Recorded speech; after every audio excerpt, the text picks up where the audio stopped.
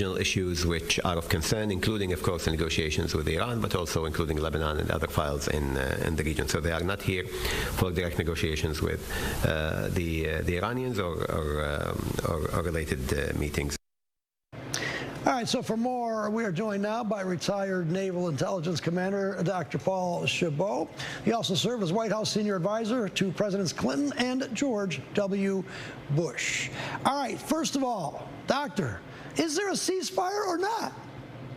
No, there is not a ceasefire. And some sort of late breaking news on this. What we learned is the chief negotiator for Iran stated on state television that they are ready for war with the United States if they don't get a deal that they're looking for. Look, we are not actively exchanging fire in the last 24, 48 hours, but we had a lot of volleys back and forth. And both sides are accusing each other of violations. Obviously, as you know, you mentioned. Go ahead, I'm sorry. Well, let me just break this down just a little bit so I understand this. First of all, I'm assuming there are meetings, but it seems to me that the United States and Iran are not meeting face to face. They're doing this through intermediaries. Number one, is that true? And if so, why? Well, those are the public statements that are out there. Like today, Iran said that they are not going to meet directly with the United States. This is showmanship in Iran. Look, they are right now, I believe, outplaying the United States. They've gotten more brazen. Look, when you attack the United States during a ceasefire, it doesn't get more ultimate than that. And then we have these continued so-called negotiations, which just seem like Groundhog Day. We are in a very dangerous position. My concern from a military perspective is that Iran is becoming emboldened. They're continuing every single day, and they've already traded about 40 million barrels of oil since the U.S. backed off of stopping ships from going in and out of their ports. They're raising money, and they're raising hell, quite honest with you. What is it that Iran is looking for in these negotiations? Yep.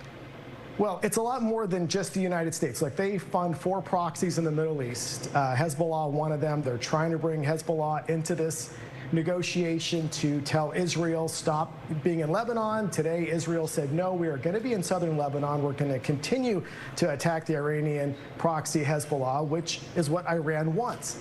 They want nothing more than to embarrass the United States, minimize our appearance throughout the world, but also, more significantly, our influence in the Middle East. But Doctor, Doctor, isn't there some merit to bringing in both Lebanon and Israel into these talks? Then seems to be that all the players would be there. No, I don't think so, because what's happening here is we're allowing Iran to dictate the terms of the MOU. Remember, a lot of these items that are in the MOU were set forth by Iran. A lot of people here in the United States, policy on both sides of the aisle, we're not happy with the MOU. We're not happy with certain aspects of it, which we believe kicked the can down the road. And to see the trade of fire back and forth between the U.S. and Iran, honestly, at this point, is not surprising. In fact, it's likely expected.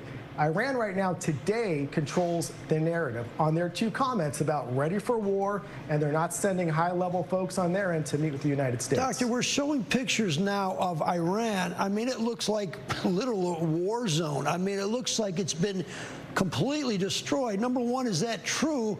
But number two, what would it take for the United States? Or do we have the capabilities to just, unfortunately, go in there and do even more damage to Iran to take them out of this maybe position of power here?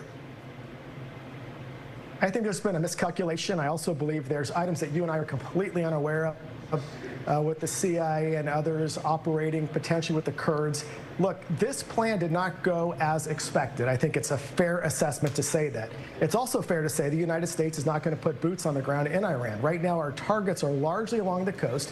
This is about the Strait of Hormuz, and it's also about making sure that Iran cannot have a nuclear weapon. Look, they were very close to it at 60% prior to the war beginning. You can go from 60 to 90%, which is a nuclear weapon, in a matter of weeks. We're not even talking about that in this deal. We're talking more or less about MOU line items. We're not talking about the core items which brought us to this place in the very first place. Does the conflict between Israel and Lebanon hurt a deal between the United States and Iran?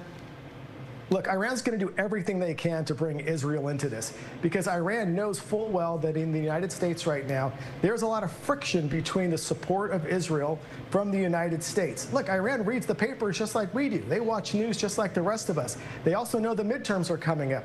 They're going to do all they can to separate the United States from Israel and our Middle East allies. They're not stupid, and don't forget, they're also using Chinese and Russian intelligence to track our every movement.